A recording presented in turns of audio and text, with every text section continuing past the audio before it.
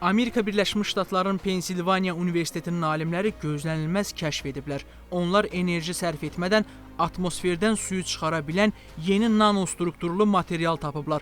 Bu barədə araşdırma Science Advances elmi jurnalında dərc olunub. Hidrofilik nanoporlar və hidrofobik polimerlərlə aparılan təcrübələr zamanı mütəxəssislər izah olunmaz bir fenomen görüblər. Daha dəqiq materialın səthində körtəbii olaraq su damlaları əmələ gəlib. Onun hidrofilik məsamələri aşağı rütubətdə də nəmi kondensasiya edir və hidrofobik polietilen suyu səthə itələyir. Xüsusi struktur davamlı bir dövr yaradır.